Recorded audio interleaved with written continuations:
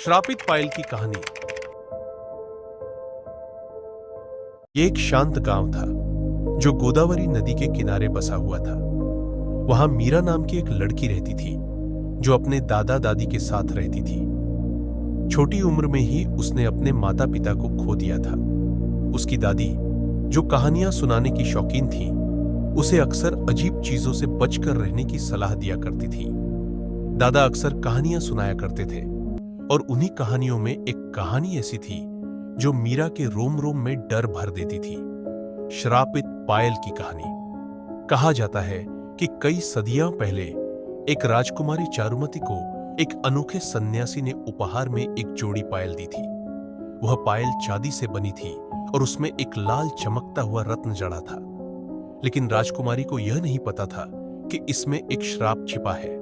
जो भी इसे पहनेगा उसे धन और सुख शांति तो मिलेगी, लेकिन अंत में उसे एक भयानक अंजाम भुगतना पड़ेगा।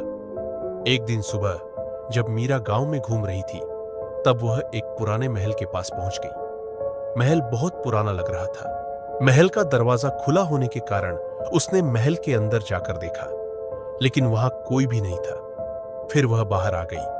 तभी उसने महल के पास खड़े एक प्राचीन बरगद के पेड़ की जड़ों के नीचे कुछ दबा हुआ देखा। जब उसने उसे निकाला तो पाया कि वह एक चांदी की पायल थी जिसमें एक लाल चमकता हुआ पत्थर जड़ा हुआ था। यह बिल्कुल वैसी ही दिख रही थी जैसी उसने अपनी दादी की कहानियों में सुनी थी। उसका मन घबराया, लेकिन जिज्ञासा के कारण उसने बिना सोचे समझे उसे अपने पैरों में पहन लिया। जब वह घर आई तब तक उसे कुछ भी अजीब महसूस नहीं हुआ, लेकिन दूसरी रात जब वह अपने कमरे में सो रही थी, मीरा ने हवा में किसी के रोने की आवाज सुनी। वह उठकर बाहर गई, मगर वहां कोई नहीं था। तीसरी रात उसने देखा कि एक परछाई उसके बिस्तर के पास खड़ी है और उसे देख रही है। वह आत्मा और कोई नहीं बल्कि राजकुमारी चारुमती की आत्मा थी, जो श्रापित पायल का सच बताने आई थी। आखिर क्या है उस श्रापित पायल का रहस्य?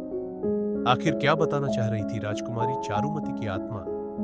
जानने के लिए चैनल को सब्सक्राइब करें और बेल नोटिफिकेशन को दबाएं ताकि आपको आने वाली वीडियो की जानकारी समय पर मिलती रहे।